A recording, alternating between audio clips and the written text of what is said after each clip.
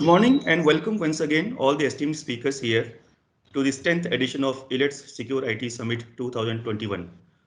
Elets Secure IT Summit is a focused platform by Elets Technomedia and e-governance magazine to bring together some of the key stakeholders of the IT ecosystem, both from the government as well as from the industry, to come on a common platform and discuss and deliberate upon the evolving and emerging challenges in the IT ecosystem, particularly from the context of cybersecurity and cyber threats. This day-long conference, which had started at 9:30 in the morning today, will go on throughout the day, wherein we would be having distinguished speakers from both the Government of India as well as state governments. Plus, also, we would be having participation from key industry leaders. We had the program in the morning today, wherein we had in the inaugural session, there was a representation from Government of India, DG Mr. Abhishek Singh. We had DG NIC, Dr. Neeta Verma, and Mr. Navdev Bahal from Microsoft India, who threw their perspective and threw the discussions open for deliberations. Taking forward the discussions now, in this first panel discussion of today, building organizational resilience, leveraging technology.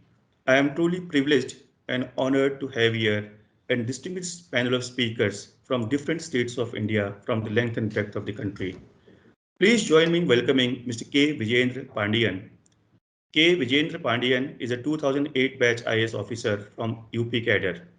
He is currently serving as Commissioner for E-Governance and Managing Director of Tamil Nadu E-Governance Agency under the Department of Information Technology, Government of Tamil Nadu. As CEO of Tenega, Shri Vijayendra Pandian has been working with a single-minded devotion of translating Government of Tamil Nadu's vision of providing quick, efficient, and quality online services to the doorsteps of people of the state. Under his able leadership and administrative acumen, Tenega is transforming into a vibrant organization using robust, sophisticated, and emerging technologies to effectively implement innovative solutions and transform the way G2G services and G2C are delivered. Prior to assuming charge as CEO of Tenega, Shri Pandian was District Magistrate, Gorakhpur in UP. Welcome to the panel, Mr. Pandian. Our next speaker is Dr. Ujjwal Kumar, Managing Director, UP Electronics Corporation Limited, and Special Secretary, IT and Electronics Department, Government of UP. Dr. Ujjwal is an IAS officer of 2012 batch from UP cadre. He holds a master's degree in veterinary science. He has formerly been the Municipal Commissioner in Prayagraj just before the Kumbh of 2018. He is a highly knowledgeable officer who has been lauded for his initiatives, especially during the Kumbh Mela. Welcome to this program, Dr. Ujjwal Kumar. Our next speaker is Mr. Prashant Kumar Mittal. Mr. Prashant Kumar Mittal is Deputy Director General, National Informatics Center, and also holding concurrent charge of Managing Director, National Informatics Center Services Incorporation since February 2020. Prashant Kumar Mittal has a vast experience of more than 32 years in delivering ICT solutions consistently. He has to his credit numerous products and solutions that have resulted in improved efficiencies and delivery qualities in e-governance. In addition, he has also garnered many accolades during his stint at the Ministry of Rural Development, Government of India. In his current role as the Managing Director of NIXI, Prashant Mittal is working towards building a strong ecosystem that facilitates the growth of startups and at the same time enabling the government entities to leverage the most innovative and emerging technology solutions for better and informed governance. Welcome to the program, Mr. Mittal. Thereafter, our next speaker would be Professor Triveni Singh. Professor Triveni is an IPS officer who is currently posted as SP Cybercrimes, Uttar Pradesh Police. Professor Triveni is a certified ethical hacker and computer forensic investigator. He is also a resource person to many organizations such as Central Bureau of Investigation, National Police Academy, National Crimes Record Bureau, State Judicial Academies, etc., and is a regular keynote speaker at various national and international conferences. Professor Triveni is a decorated officer who has several medals in his kitty, including President's Medal for Gallantry by the President of India. He is also a published author and often quoted on cybercrime issues. Welcome to the panel, Professor Triveni. Thank you. Then we have Mr. Vijay Chandran. Vijay Chandran is an IPS officer currently serving as the Inspector General of Police in Itanagar, Arunachal Pradesh. Vijay Chandran is also a decorated officer with several medals on his uniform, including the President of India Medal for Meritorious Police Service during 2011 and then in 2018. Born in Erode district of Tamil Nadu, he has done his PhD in horticulture from Annamalai University. Welcome to this panel discussion, Mr. Vijay Chandran. Finally, from the industry side, we have Mr. Namit Sinha, head of the government vertical at Microsoft. Namit has been working with leaders in the IT industry for the last 24 years. He has a very deep and rich experience with government sales, telecom sales, and large enterprise accounts. Namit has handled many large, complex, and transformational projects and accounts and has a rich experience of managing large and geographically spread countrywide teams, handling SIs, Tier 1 and Tier 2 partners, and distributors. So with this, I once again welcome all the esteemed distinguished speakers here, and the moderator of this program would be Mr. Namit Sinha from Microsoft. Over to you, Mr. Sinha. Thank you, Krishna. Thank you very much for this warm welcome and an introduction to our co-panelist. First of all, it is my honor and privilege to be hosting a panel discussion today and being able to moderate with such esteemed speakers across, as you mentioned, from all length and breadth of our country. It's a very interesting topic, very close, very pertinent, very important at this point in time about building organizational resilience through technology. So I think let's get into the conversation. We at Microsoft, we believe that the foundation of technology should be built on trust by design and security for all, with clear objective to safeguard people, data, and infrastructure. And therefore, our philosophy has been that we want to protect everything with integrated security, compliance, and identity solutions. We want to simplify the complex. We want to simplify as much complexity as possible. We want to catch the things which others miss, because it's very critical at this point in time in terms of how do we make sure that every point is kind of covered so that threats is kind of minimized and reduced.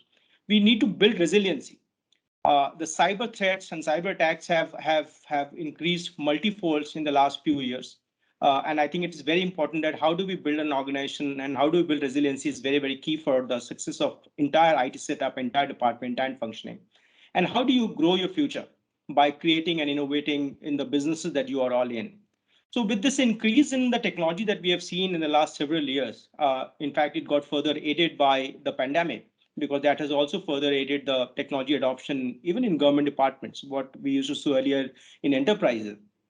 We have seen with the increase in uses of technology, even the increase in threats have also increased. And in fact, just to give some data points, some example, last year alone, Microsoft intercepted close to 32 billion email threats. We intercepted, and I'm talking about a global level, we intercepted 31 billion identity threats, and we intercepted again around 9 billion endpoint threats. So that's the kind of threat around which we are all operating in. But technology is an important piece of our delivery mechanism. So I think we have to understand and use and adopt technologies. And that is where this conversation becomes very important and relevant. And that is where I would want to bring in all of you to give your perspective, give your wisdom, give your ideas in terms of what we all are doing as a government body, and we as an industry, what all we are doing, what all we should be doing to make sure that we kind of help use the technology in the rightful manner, and also at the same time securing our infra, securing our data, securing our sovereignty and everything else. So that's the objective of this conversation. So with this, if I can bring in Mr. Mittal and basically if I can ask you your perspective, during and post pandemic, what are the top challenges that have surfaced while shifting work to the digital modes? Because earlier government especially was not used to working so much on a digital mode. Now you all have as well. So what are the challenges that you have surfaced while working? And also as things are normalizing now, because we are coming towards a near normal thing. as we are normalizing, how have the behavioral shifts been in the government department on how people have been collaborating now? So if you can just give us your perspective, maybe it will be a good starting point for our conversation. Mr. Mittal. Yeah, thank you, Namit. We all know that during corona pandemic, there was a sudden requirement of work from home, or persons were not able to join offices due to travel restriction. And I remember that I had to take help of one of my IPS friend who had been superintendent of police in my district where I served as DIO. And I could manage around 20 passes and 6 for vehicles. And I myself drove my car to New Delhi ACP office and get those collected. These were the challenges. Where to start, one has to reach to police to get the permission. Mhm. Uh, we started coming to office from the very next day, and Mhm. till date, only during 2 weeks during the second wave, I myself was not available to come to office. Otherwise, I was available on all day, because we were there, and I think we were sitting at the fulcrum to provide all the resources to Government of India and several state governments too.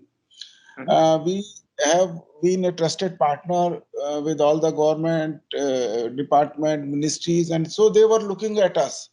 And we used to take my friends from administration to get their godowns opened for getting the laptops collected from Gurgaon and Noida, their, you can say, stores.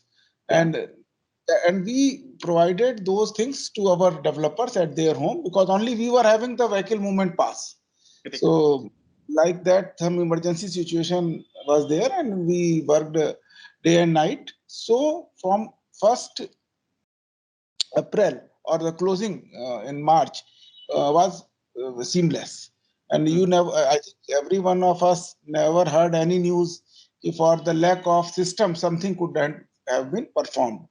We supported Honorable PM office and all the Apex offices with video conferencing facilities. All the Chief Minister offices were provided facility. So all the things were moving. And I should say that thumpingly, that this corona has proved confidence in governance, because, and more on e-governance, because in those days, difficult days, government was there. Government Yeah. was there. Government hospitals were there. Government machinery was there to provide food and those things. So, and in today's world, everything is being supported by 10%, 20%, 30%, 40% IT component in that.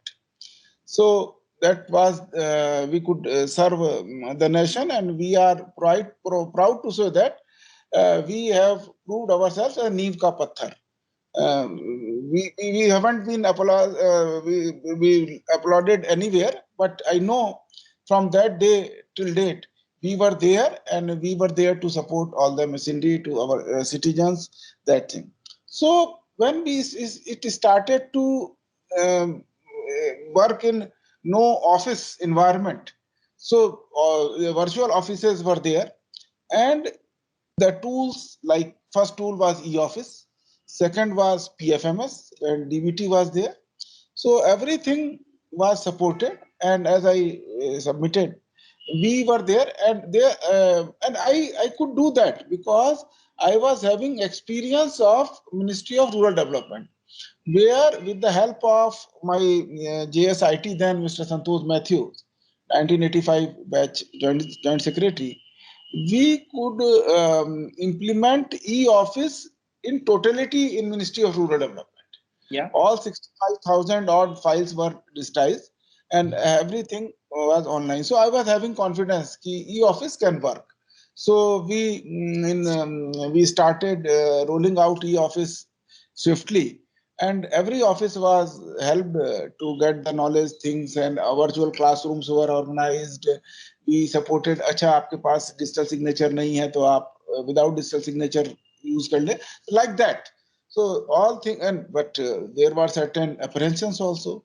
People were not very cozy to migrate from the green sheet to digital sheets, and those were apprehensions. And but there was no other options. So gradually, all those things were, I think, come over with the help of administrative bosses of the respective ministries or departments, and we could do that. And I shall thank you. I shall thank all the stakeholders, whether it in government or whether in a private, who helped us in running the business smoothly. Thank you. Thank you very much. Thank you, Mr. Mittal. In fact, we saw government taking a leap and bound in terms of what it used to be many years ago, and then last 2-3 years. Because we from a private sector, we are kind of used to working from home. We have facilities, we have the infra, but no, we realized that government did not have the required infra to be able to work remotely. But the kind of steps that we saw government taking was phenomenal, and I must congratulate all of you from the government side to be able to do that in your respective areas, respective states, to be able to come to that extent. So I think, and thank you as a citizen. I mean, I can thank you as a citizen, the kind of services that we felt there was uninterrupted services that was kind of provided. So thank you as a citizen as well. Just moving on to Mr. Pandian. Mr. Mittal talked about some of the laptops being arranged and the applications were used. How have collaboration tools and video conferencing apps posed an enabler for the government departments in yours and maybe others to enable citizen services during the crisis? And what were the possible threats that you thought that it could be possibly there? And how do you kind of manage that, mitigated that? If you can just share some lights on that, Mr. Pandian. Yeah, good afternoon, Namit, and good afternoon to all. It's indeed pleasure to share a lot of ideas with you, and in turn, I'm getting some ideas. It's a COVID period, entire period. I can say it's a kind of a POC. It's kind of a pilot to entire nation, and it touches almost all the component from individual perspective as well as the national level, as well as the how the interaction between countries is happening, how the trade is happening, how an individual is going to be get affected. I myself witness in some field, we have good field experience as well as after coming into this IT sector as such. I after only realized that the solution lies in the IT technology as such. The digital divide. So far as what we have, there is only divide which we are speaking about is a literacy divide. There is a difference so far as, and there is a huge gap in digital divide right now. For Tamil Nadu, I can say that 97% we have a penetration in Tamil Nadu, but we are having only 50% penetration of smartphones in Tamil Nadu, and still there is a divide is there. And you know that South states are catching up well in this digital divide business because of penetration of technology and all. But there is a huge gap between northern part of India as well as southern part of India. That's definitely the government have to take a call, and we have to do huge investment on this digital divide gap. That is going to be a massive game changer. In my field also, I observe that the health and education, definitely it's a crucial element which the government is supposed to provide. Wherever the states who is having some kind of a telemedicine, teleeducation mechanism, and they can able to cope up and they can able to better manage their human resources. Like in education, I can say that I was served as a collector, where 3 lakh people have to serve in a primary school as well as secondary school. We are hardly left up with any kind of technology to reach out to the people, rather than the Doordarshan or some kind of like education technology, what we can able to do. But some states who having some kind of like advanced technology, like providing some kind of digital environment to the children, they had catched up well. Mm-hmm. Like in health sector also, wherever there is a e-Sanjeevani is there, there is a telemedicine network is there. Whose are the states and districts who is pioneering and who is using that kind of network, and already the people are familiarizing with the kind of services which is available. They felt comfortable to onboard on this kind of service and getting the service, rather than educating the people during the time, and we are forcefully asking them to migrate to online. They feel a little bit hesitant to move over because they need a personal touch. There is a patient-doctor relation, which traditionally, which we are speaking about, that is missing. That is a reason for one of the hesitation. And these two things, I found that any country or any state, we have to pick it as a challenge and we have to adapt for ourselves. And definitely some sectors do pretty very well. Like entertainment sector, they did amazing work. Like in OTT sector as well as video game sector, you can name whatever the entertainment sector. You can see the graph how they evolved themselves. Like and fintech also, like in case of financial transaction happen also, we produced n number of unicorns in India itself, and fintech is emerging as a big technology, and right now they are catching up. And in Tamil Nadu, like after realizing this thing, the government had adopted some as a part of strategy, like e-office rollout we had started in Tamil Nadu. In January, the entire secretary is going to be in e-office there in Tamil Nadu. And we are having a milestone within next 6 months. Each and every department in Tamil Nadu is going to be e-office, a connected office, starting from Patwari, local VAO, and starting from Taluk office, starting from collectorate, and everything is going to be e-office. And government is very aggressively pursuing, and we are in the same platform. And I think positively within a 6 months, the government transaction is going to be on e-office, so that have a flexibility that nobody can say that my office is off, and the government we can't afford to deny any service to the public, like G2C service, any kind of I can quote some of the example, like just a week before we cleanse the data of how many dead persons are there. Almost we found that more than a million dead persons who are registered under beneficiary, and still benefit is going on.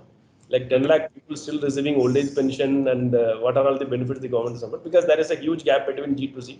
Because government had said that okay, life certificate is not required during this COVID pandemic and all. But government don't know like how much they are spending over the dead person. It's shock to us. Like we had it's in turn it's 100 crore rupees we had saved to the government, say that don't send this money, the people are already died. This kind of cleansing we did, and this like eye opener for the government in turn to indicate the government, look, this is the sector we can't afford to ignore. And now the government is picking up. And regarding this is the government G2C thing. Like right now we are having more than 10,000 centers, e-survey center, you can say that in each and every place. In Tamil Nadu we are having 12,600 odd villages. We reached almost 10,000 villages. There are 3,000 villages which was left out, and we are covering that villages also. We need some kind of a digital presence in each and every village, so that it will be a point of presence of all the government department there. And we are integrating all the departments. It's not a mere G2C service. It is going to be a point of excellence, where it is going to be a like what you said. It is going to be a training center there. It is going to be a like a telemedicine center. It is going to be education center. It is going to be a banking correspondence. It is going to be the end to end. All the service going to be provided in a single umbrella in a single village. And already Infinite fiber network is working there. There is 1 Gbp network. It is going to be provided within a 6 months. With this assured level of network, and there is a point of presence in each and every village, definitely the question will be taken care of. Like the digital divide have to be addressed. At the same time, the cyber security, what kind of domain we are working into, operating into, because at the end of the day, the rural people was left out with what kind of attack they are exposed to. Simple message you and me are receiving, simply say that your password was changed, you just click this ID and your KYC norms and all. Simple. We can't able to classify between which is genuine and which is duplicate thing. For a layman or a rural people, it is next to impossible thing to identify, and they are the real victim. And lot of the complaints, more than 90% of the complaint, haven't recorded in the NCRB or SCRB record itself. We had started as like every month we are going to have awareness campaign through e-service center. We are reaching each and every villages. We have stakeholders like CDAC is active partner with us, and Certain is active partner with us, and a lot of banks are coming up, like SBA is coming up as an active partner with us to promote how the poor man, common man, or rural man, anybody, citizen of India, can be aware about what kind of attack they are exposed to, and how to prevent themselves from these kind of attacks, and how to save their dignity as well as the economic value what they are retaining and the belief they are having in the environment. That thing we have started doing, and we had started aggressively doing that. And another segment I wanted to note down, at the end of the day, like each and every economy is witnessing some kind of lackness or some kind of like recession, you can say, especially the manufacturing sector. You know that some especially some automobile, some sector, they're forced to close here, like because of semiconductor shortage across the nation. Right now they are opening. You know, that we have witnessed that Ford had closed its manufacturing sector in Chennai. They are moving away. We are examining that also. What made them to shut here? They simply said that they failed to invest on technology, because even a single automobile, single car, they need a 60 chips to operate, starting from their windows to whatever the thing you can say, that they're badly rely on small companies or small network, which having its place in somewhere in the world, and they can't able to get the product on time, and because of that they are forced to shut down. It's a huge loss. That right now we are advising the manufacturing companies to start the IT and R&D setup within themselves, and we are as an enabler, we are helping them.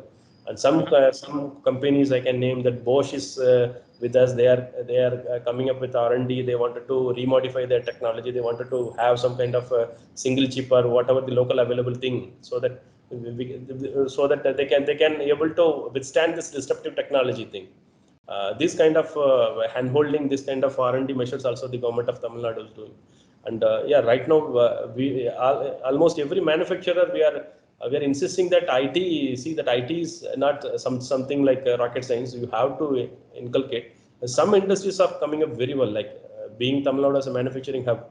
We are having some industries who is having our own IT stack there, and they are themselves analyzing their data rather, and they are keeping something confidential, and they are targeting the market, how it is moving, and they are aligning themselves to the future business. This is how we are helping the manufacturing industries to sustain also.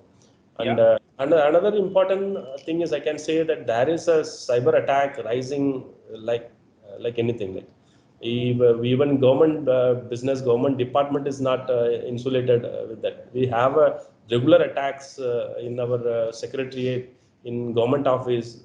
There is a malware, there is attack, and there is a in dark web. They are posting that our information, confidential information, have been stolen. It's becoming a routine thing rather. Now the government is a little bit serious about, and we are also advising the government to think about being data as a new oil, and how to protect this from the various attacks. Rather, like it's in a small way, it's attacking individual. It's a different business, kind of business. There are some rogue nations, rogue countries who are like in turn like encouraging these kind of attacks, and in turn the government have to take some strategy call. We are in turn advising the government on how we can make our environment secure. And we definitely we need your help also in terms to protect our sovereignty and the confidentiality of the government. And this is how we are moving ahead. These are all the like kind of experience, you can say that what we it's a learning point from COVID thing. It's worth learning. Like we have to invest prudently on the future technology and emerging technology. It's already late for India to catch up, and definitely we have to advise the government on this point. And government is also sensitive enough to take these points up. So very well said, Mr. Pandian. In fact, no, you brought in some very interesting points, and in fact, some of the things, and maybe I'll talk about it from a security perspective. Yes, I mean we have from Microsoft as well. We have our three security superpowers. I mean that we call, which is end-to-end security, and how would you bring automation in terms of making sure that security is maintained, and how would you use leading edge technologies like AI in terms of building the entire security. So we work very closely with you. You also brought in very interesting point about the frontline workers, and maybe that would lead to my next question to Professor Triveni Singh. And so if I may just ask you, you also must be dealing with many frontline police personnel, because you have a large police personnel, and they are the people who are supposed to be at the front line. And what do you think are the challenges and opportunities for digitizing them to communicate and collaborate effectively while maintaining data security, to maintain law and order of the country, and although make sure that whatever data that they capture in the field, how would it how that come back to your database, and how secure it is. So if you can just give us some ideas in terms of what your experiences are, what you are doing, maybe it will be helpful for the conversation. Yeah, thank you. Let me go by the statistics first. In last 2 years, if I'm talking about Uttar Pradesh only, we have got more than 1 lakh cybercrime cases. Wow. 1 lakh cybercrime cases. And earlier it used to be very simple cases. Somebody used to compromise your mail ID, basic credentials. They used to make your clone ID on some social media platform. Now they are getting very smart, cyber criminals. Earlier, from a local area, they used to operate. They used to operate in silo. Now they are getting, they are making syndicate at national level, and even they are being associated with internationally. So if doing the data analytics of these figures, we find that there are cases related with cryptocurrency exchange platform. There are so many cases related to ransomware attack. I mean, technology, highly technical crime, it's being reported. So now gone are the days when they used to compromise your OTP and all that. Now they are inserting sophisticated malware in ATM switch, and the money is being withdrawn in other countries, like it happened in Cosmos Bank in Pune. What happened? They created parallel switch. They compromised the credentials. Some money were withdrawn, 94 crore rupees in 22 different countries from ATM.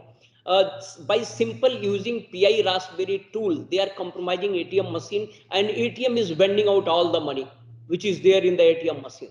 So this kind of sophistication, and it's internationally, some of the perpetrators, they are located here in India, but then the master boss is located somewhere in European country and Russia. So that now the technology crime has gone to such a level that sometimes it becomes very difficult for us to understand, unless and until we get some better insight from those who are dealing into the banking sector, a core banking operation, or the ATM switch, or ISPs. How this technology operate, we need to understand. First, we need to understand, only then we can investigate. Because the problem before police is how to investigate the criminals. As you say that we are the frontliners, of course, we are getting lots of cases. But if we have the tools to do the data analytics in real time, the data which is available on social media, or some blog, or it's in some newspaper and website, all that. So definitely it will prevent a lot in preventing, riot jo dange ho ja rahe hain. It will be helping us a lot. We are using basic tools to analyze real time data, and then using for predictive policing. But if systematic, some software company, they are coming into picture, they are creating such a big data platform for us to predict the crime, to identify the hot spot, definitely it will be helping us. As far as I'm talking about one thing, just 9 years back, there was a news that Chinese attackers, they compromised the power sector, in Australians. It was detected, but it's happening all around. Ransomware attack, it's a daily news. Here, even Dr. Reddy, Dr. Pyth Lab, Haldiram, and even 7 chartered accountants from Uttar Pradesh, they were under ransomware attack. So if the crime is going on such a level, then definitely we need to think technologically. And I always say that there has to be a clear-cut IT vertical. IT vertical, those who are qualified in cyber forensic, ethical hacking, cyber security domain, how to detect. There should be a clear-cut vertical in the police department, IT vertical. Only then we can investigate or stop further such kind of crimes. Absolutely. Very well said, sir. In fact, no, that brings to the philosophy that I talked in the beginning, because no, the security is about end-to-end security. Until unless, I mean, when I talked about the philosophy that Microsoft also follows, around the world, I mean, that's our global philosophy. We want to protect everything. I mean, security can only be achieved if you want to protect everything. If you want to catch that others are missing, so you have to have an eye and a detailing for everything that could possibly go wrong. So if you have a frontline worker who is going and collecting data in the field, if he has to come back, then how secure the data is in the transit and data comes back. And exactly, how you are building that resiliency is also going to be very, very key and very, very important. Mr. Mittal, you want to make any point of view here, sir? What Dr. Saab has just deliberated, and I should underline, I had been in talks with several police organizations across nation and state. It has been told that there is an immense requirement of cyber security expert across all the police establishments. And in cities like Jaipur, they have hired the resources, technical resources, and which is very helpful in crime busting, as Dr. Saab has also said. But it has to be inculcated in culture now, when police culture and administrative culture, that we have to have some sort of service readily available at next door. So we can build enough faith in our citizens. And for this purpose only, for all the central government establishment, NICSI has come up as cyber security as a service vertical, which intend to support all the organizations with pooled resources, because every ministry and department can't hold that type of resource bank with them, because it comes with high cost, very high cost. So we have pooled that and we are offering that to all the departments. Thank you. Good point, Mr. Mithil. Now, with this, let me get Mr. Dr. Ujjwal Kumar's views. So, if I may ask, I mean, if you can just give us some few examples on the initiatives that the government departments took in, say, the last 2 years or 3 years or few years to enable seamless collaboration and information sharing while ensuring that data is secure, data is kind of maintained at various departments, the various functions, and how securely you are able to collaborate. So if you can just give us some ideas, what all you have done, what all you think that you should be doing, and where industry should play a role. Yeah. Good afternoon, Mr. Namit, and good afternoon all the members. First of all, I would like to throw an example. As you said that I was there during the Kumbh Mela. So we used integrated command and control center, ICCC we used to name it, and we used it to monitor entire Kumbh Mela. We used it to generate, passes system, and during Mahakumbh Snanas we used it to control crowds. So it was totally IT based, and it used to give us idea that how many which route is crowded, which route is going to be a, a point of concern. So it was a very good tool which was used for the first time during Kumbh Mela, and it was quite successful. It was lauded by our Chief Minister as well as our Honorable Prime Minister. So to start, I thought that I will give you one perspective of IT use during the Kumbh Mela for crowd management as well as monitoring services. And as we know that for IT services, first of all, let me start with G2G services. For G2G services in the state of UP, our secretariat has become fully e-office. We operate e-office system in our secretariat. It has become functional for last 1 or 2 years, and the next target is that we will incorporate e-office system in our directorate, and our next target is that it will e-office system will be incorporated in all the districts, so that entire government operations will become paperless and it will come to e-office system, so that the government operations movement of file will become more easier and more faster, so that it will help us in delivering to people. It will be easy, it will become faster, and it will be more we can monitor it from the top. It will become very easier. And next, we will come to G2C services. For G2C services, first of all, I would like to tell you that we started with Lokvani. It was started very early in UP, but it was started in only few districts. But in latter years, as of now, we are in 75 districts where we provide through Jan Suvidha Kendra. Jan Suvidha Kendra is there in every village. Our mandate is to establish 2 Jan Suvidha Kendra, which we call normally CSC, in each village, each panchayat of the village. Okay, and in a hamlet of 10,000, in a population of 10,000 in urban areas, we'll establish at least one CSC center. It will be helpful that it will help citizens to get the knowledge of all the government schemes. First, second thing, they can apply their forms for various government schemes from those centers.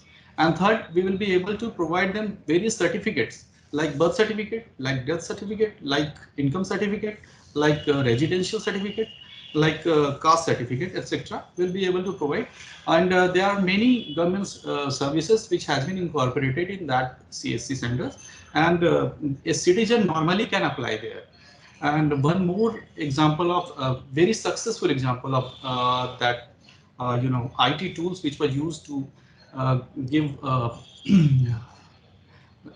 quality service to citizen is e-Khatani.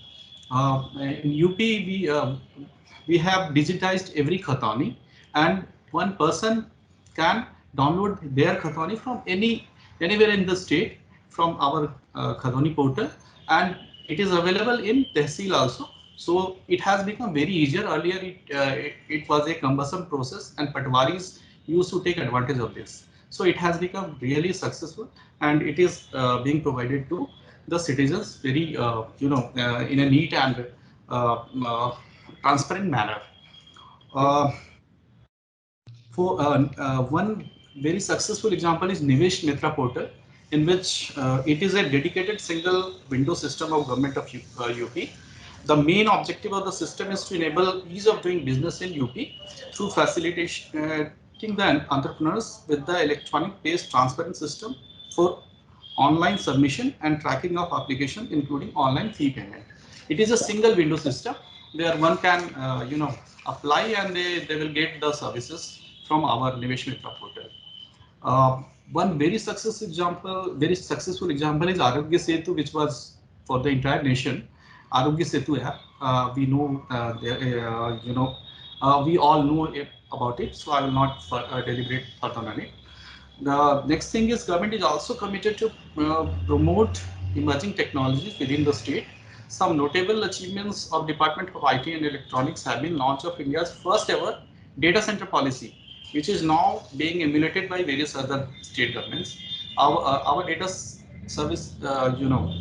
center policy is first in its own, so that is also helping entrepreneurs. Then promotion of IT industry in the state by establishing dedicated IT parks in collaboration with software technology STPI, Software Technology Parks of India, for a decentralized growth of IT industry across the state. We have established two dedicated center of excellences in UP, one in the field of artificial intelligence and another in the field of health tech, in artificial intelligence by IIT Kanpur, and another health tech by SGPGI Lucknow with the help of STPI. So another COE is about to come in AKTU. It will be based on blockchain technology. So we are really working hard to promote ease of doing business. We are also working hard to provide good and transparent services to citizens. So state of UP is committed to use IT services for betterment of the life of the common people. Thank you. Thank you, Dr. Kumar. Very, very, very helpful. And in fact, we are witnessing some of the technology adoption and use of technology in terms of providing citizen services that government has been spearheading, and we are seeing that in UP a lot. So thank you for leading that.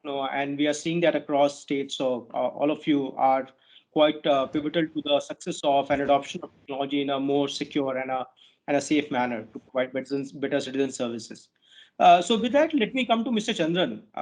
Sir, while employees are collaborating more digitally, how do you think government departments and ministries are leveraging technology to optimize the operations and at the same time, of course, safeguarding the data? Because that's, of course, is going to be the key. So if you can just give us your ideas in terms of what you're doing, how you're doing. Thank you, Mr. Namit.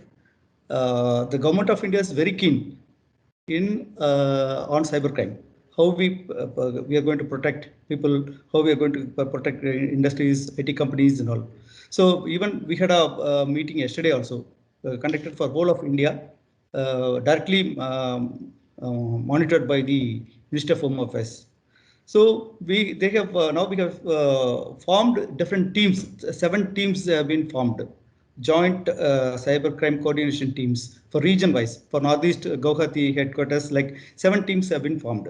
So as Trivedi told, the cases are not only pertaining to that particular state. It is beyond the state border. It is beyond the country border at all. So we cannot just investigate the case only thinking that can happen in the state alone. So what we do, we join together, we share information with the other states like Guwahati, Manipur, Nagaland, whatever we have a crimes related to these regions, we join together. And if it is not able to solve here, then we'll directly having interaction with the other states. It's being coordinated with the IC4 by Government of India. BPR&D and National Crime Record Bureau, they are day by day, every day they are giving expertise.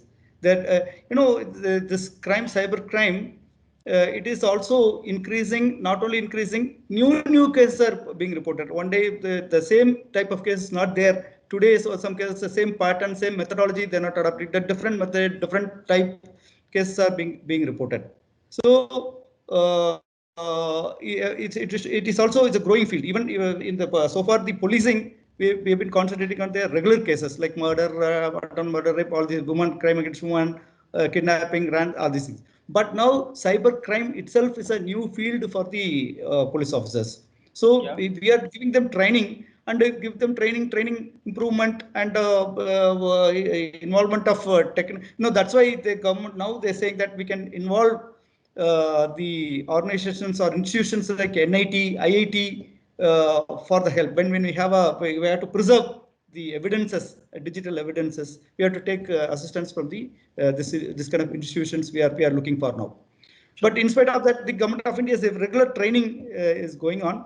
And also, for example, officers joined some 15-20 years back. They never know what is cyber, what is a computer, not digital crime. Is a new emerging field. We have to have new blood. When they come inside now, the equal to those days, the digital, now the importance of the digital cyber crime has become more relevant than the traditional cheating cases.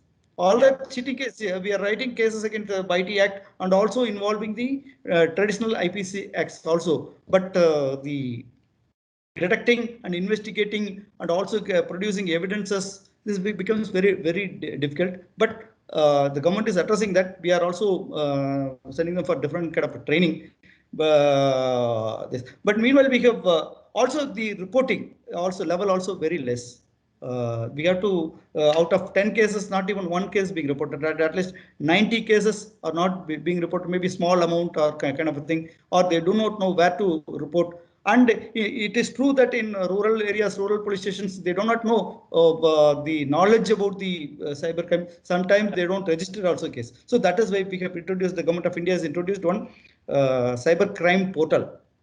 www.cybercrime.gov.in. In this, anybody can give lodge a complaint in that cyber portal.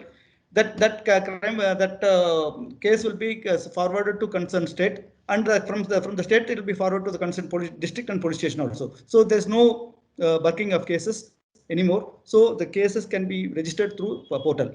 We have been asked to introduce one number also, helpline 155260. It is being done by all the states now. Any person, any citizens, if he had come to know that the moment he find that he's been cheated or he has been digitally, cybercrime attack has been done on him, money has been lost, immediately he can call this number 155260, so that it will be not only he can directly inform the concerned bank to stop the payment, and also they can inform this number, so that from police side also we will talk to concerned authorities to stop the payment. And we could able to do this last, though Arunachal Pradesh we don't have many IT companies, where no production companies and all, but in spite of that, here itself we have registered about 200 cases in 1 year. That means we could see the volume, and out of 200 cases, investigation is going on, and many cases it is beyond our border, beyond our state borders and all. So it's difficult all the time, difficult for the investigation. But we could able to achieve many cases. We could able to stop payment for about 3-4 lakhs. We could able to stop payment reaching to the cyber criminals. That is an achievement we can say. Meanwhile, we are also sending different teams for training. hope in future it's going to be a continuous process. Even now we are going to inculcate introduce a new curriculum in the training colleges, particularly in the field of cyber crime, so that we can invite senior personalities in the field. They can come and teach them so that we can prevent cyber crime attack. So this is a way we are doing. It's a continuous process going on in this. Absolutely. No, in fact, very well said, sir. In fact, no, it is important that no right level of skilling, right level of knowledge, right level of experience is very, very important. And again, these crimes have become borderless, so it is not specific to a region or a state or a country for that matter. So I think collectively we all need to do is, and that's also a responsibility, towards an IT company in terms of how best an IT can help you kind of bridge this gap of security, and how do we make sure that we secure your infra as well. Now, just moving slightly on a different thing, on a dashboarding thing, on a data warehousing thing. So, Mr. Mittal, if I can just get a brief comment about you about what's your experience around getting our data and insights, which are one click away, to help you make faster decisions. And if you can just share your light on that, please. It is, I think, acceptable fact that data is today's gold, or data is today's coal, because that can be extracted and can be used wisely. And we have used this type of data analytics during Ministry of Rural Development in implementing of Pradhan Mantri Gramin Awas Yojana, where we can reduce the average time to build a house from 370 days to 170 days, 117 days. So that was a remarkable achievement, and that has been lauded by lot many platforms. Because we can equip, or we can enable my policymakers, my executives and bosses in the administration with the patterns which we can see with the effort and the established techniques, proven techniques. And that can be, I think, ROI will be very fast. Yeah. So we have also started one center of excellence for data analytics, which is working for around 23 ministries, public department, including e-way bill and some sector, defense sector also. And where we are helping them in reducing the cost of maintenance of critical equipments, where we are forecasting the expected breakdown of a critical component. So all these things are very much helping.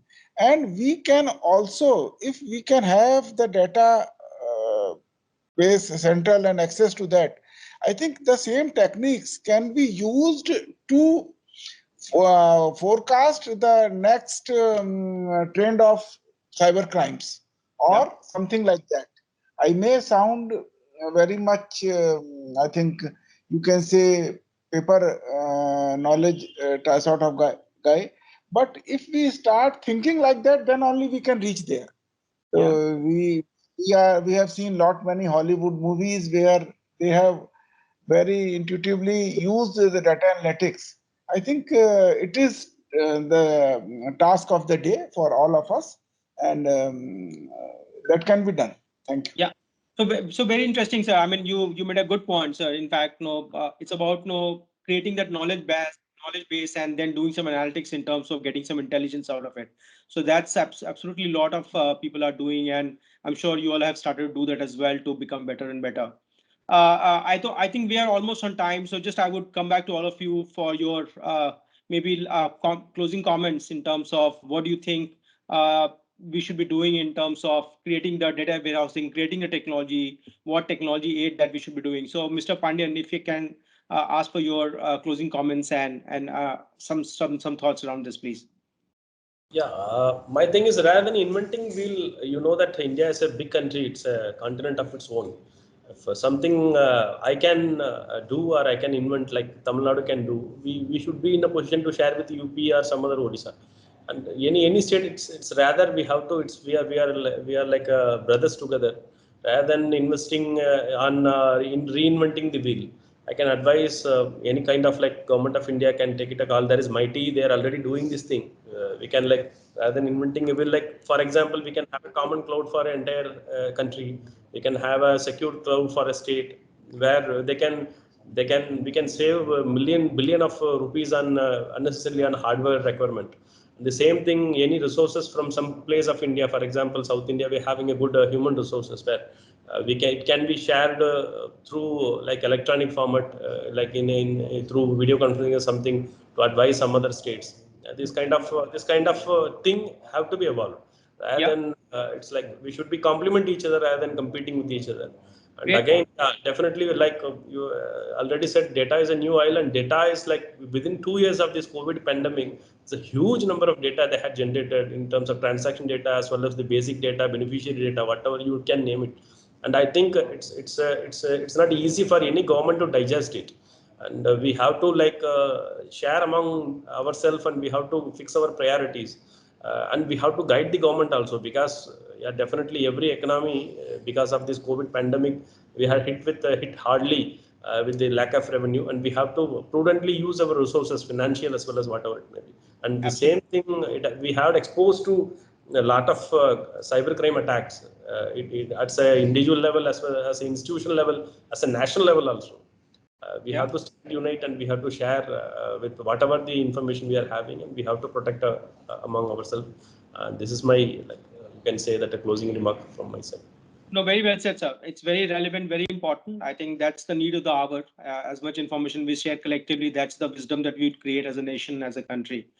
So, Professor Singh, if I may ask you, what type of technology, I mean, again, from a closing perspective, what type of technology solutions can be built to aid the government to ensure continuity of operations, keeping cybersecurity and all the threats in check? So, your closing comments, sir.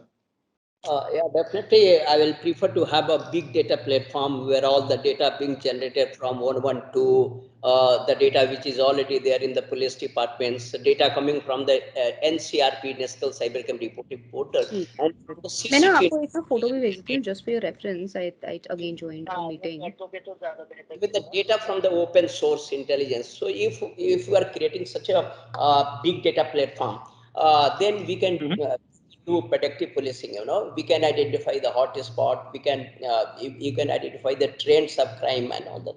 And accordingly, we can create our own strategy to tackle with this kind of technology crimes.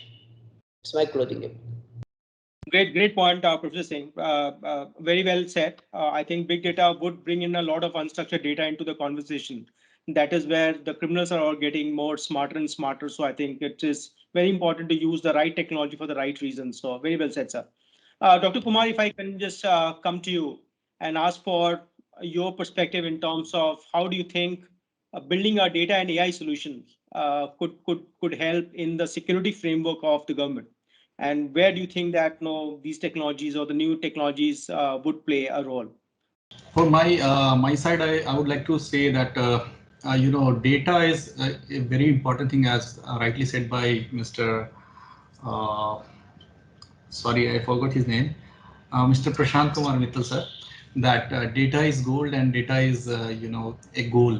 So that is very rightly said. And as Pandian sir also said that we should work in tandem rather competing. We should work in tandem and we should work for a solution. And it is high time that we need to have a national data plan. We should establish certain protocols, certain procedures to save our data, to secure our data, and it is high time that we should work. Uh, Good initiatives should be started from IT. I think it already started, and we all should follow it, and we'll definitely will come out together and will serve our nation. Thank you. Thank you, Dr. Kumar. Very well said. I think the need of the hour is to collaborate, and I think that's the theme of the conversation and the summit as well. How well you coordinate, how well you collaborate with each other. With that, Mr. Chandan, if I may ask you to give your thought in terms of what else do you think tech company like ours do to help government in terms of bringing resolution into the technology through the technology for the organization. So if you can just give your closing comment, then maybe we can. All right. So I think it seems we seem to have some technology glitches at Mr. Chandran's end. So with that, I think thank you very much, all the panelists. It was my honor to be moderating this conversation with all of you, and I'm absolutely delighted to get your wisdom, get your thoughts, get your perspective, get the work that you all are doing towards providing citizen services in your state. And we feel privileged and proud to be part of some of the journey that you all are doing. And we feel very honored that no, we are able to provide some of the help, some of the support, some of the technological assistance, if I may say so, in terms of reaching the goal that you all have set for your departments to be able to serve your citizens well. So thank you very much from Microsoft, and thank you very much as a citizen of this country. You all are doing a lot for us from the government side. So please keep doing the great work. And we from Microsoft, we are here to help support in terms of building an organization which is absolutely resilient, absolutely free, absolutely secure, and absolutely with you from a technology side. So thank you very, very much. Back to you, Krishna. Thank you, Namit Sinha, for this very well moderated session. Am I audible? Yes. Yes. Quite well moderated, and thank you to all the esteemed speakers here. For the past 1 hours and 15 minutes, we have been able to discuss how to build organizational resilience leveraging technology. And we also look forward to more effective partnership between government and industry. In fact, this has been one of the principal aims and objectives of conferences like this, wherein we have tried to bring together all the experts at a common platform to discuss and deliberate upon such issues. So with this, I also thank you on behalf of Elets Technomedia and Microsoft India, all the government speakers here, Mr. Thiru K. Vijayendra Pandian, Commissioner of E-Governance and MD, Tamil Nadu E-Governance Agency, Dr. Ujjwal Kumar, Managing Director, UP Electronics Corporation and Special Secretary, IT Electronics Department of IT, Government of UP, Mr. Prashant Kumar Mittal, MD, Nixie, Government of India, Professor Triveni Singh, Superintendent of Police, Cybercrime, Uttar Pradesh Police, Vijay Chandran, Inspector General of Police, Crime and Security, Police Headquarters, Arunachal Pradesh, and finally, our moderator for the program, Director of Sales, Government Vertical, Microsoft India, Mr. Namit Sinha. Thank you to all of you, gentlemen. Thank you so much. I must inform here that the panel discussion might be over, but the conference is going on. Immediately after this, we have a special address by Additional Director General of Police, Kerala, Manoj Abraham, who will be giving a special address on this topic. Plus also in a parallel hall, virtual hall number 1, we'll be having another panel discussion, technological framework for safe and secure cities. This link will expire here. I wish you all the good health. Thank you and bye-bye. Namaskar. Thank you very much.